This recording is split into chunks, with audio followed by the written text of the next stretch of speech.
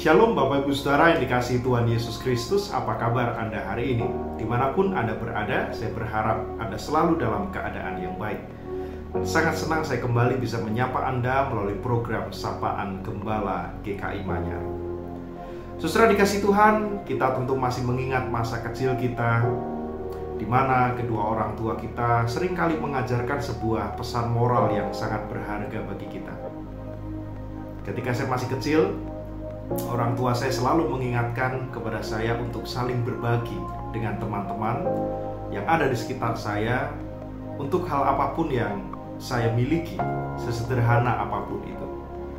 Pesan atau teladan yang sama juga kami turun alihkan kepada anak kami, Aaron, yang Desember ini akan genap berusia 5 tahun. Ibunya terutama juga sering mengingatkan pesan ini. Sebelum Aaron berangkat sekolah, mamanya selalu mengingatkan bahwa Aaron, nanti di sekolah jangan lupa berbagi bekal yang ada di tempat makananmu kepada teman-temanmu yang mungkin tidak membawa bekal ketika pergi ke sekolah. Cobalah tawarkan makananmu itu kepada teman-teman yang lain.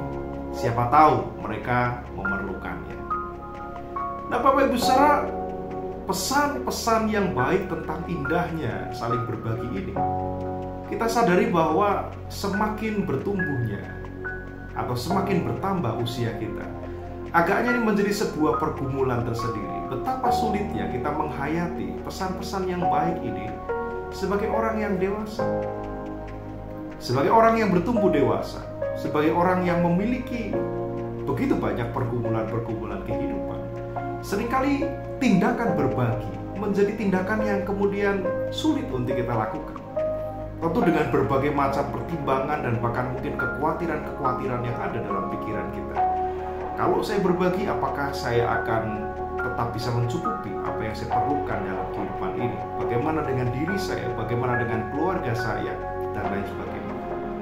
Nah, Bapak Ibu Saudara, kalau kita punya kekhawatiran yang serupa, maka saya mengajak kita untuk merenung dari bacaan kita hari ini dari 1 Raja-Raja pasal 17 ayat 10 sampai 16. Bacaan ini menarik sekali, Saudara.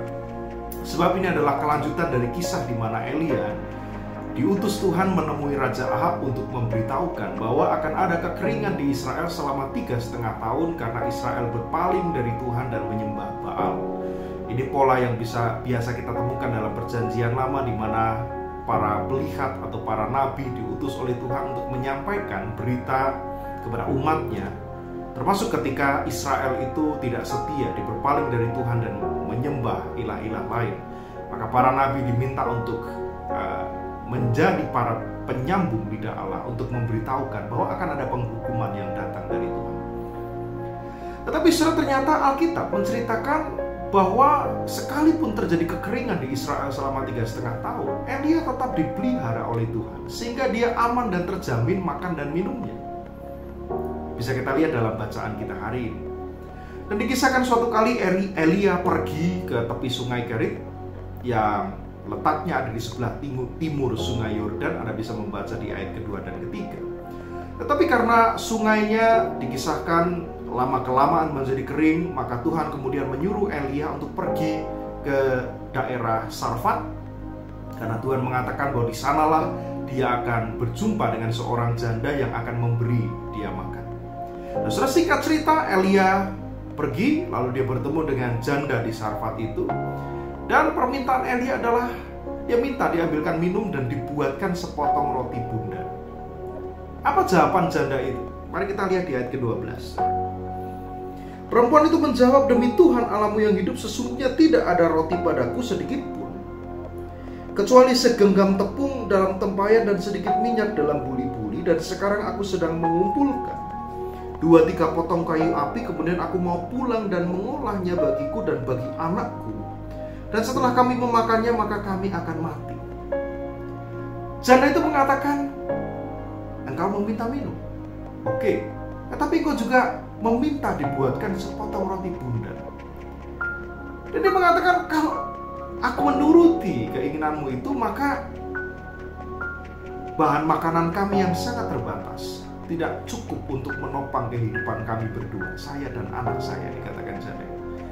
Nah, kalau kami menuruti permintaanmu itu, maka setelah kami membuatkan roti untukmu, kami berdua akan mati kelaparan.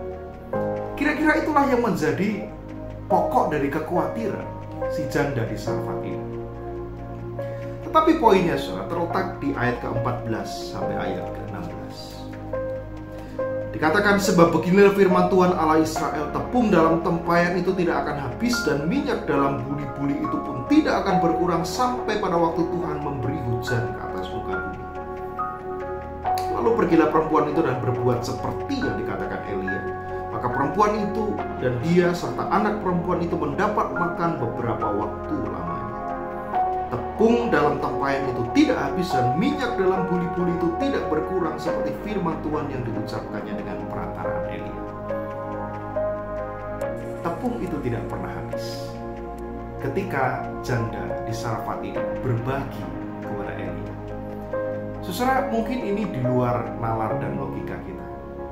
Bagaimana bisa apa yang terbatas yang ada pada kita itu tidak habis ketika kita membagikannya kepada orang yang membutuhkan? Tetapi inilah pesan firman Tuhan bagi kita hari ini. Apa yang mungkin tidak masuk akal bagi kita, apa yang mungkin di luar logika kita, ternyata tidak ada yang mungkin, tidak ada yang tidak mungkin bagi Tuhan. Ketika kita mau hidup di dalam semangat saling berbagi, maka kita percaya Allah pun akan memelihara, menyediakan apa yang kita perlukan dalam hidup kita. Tuhan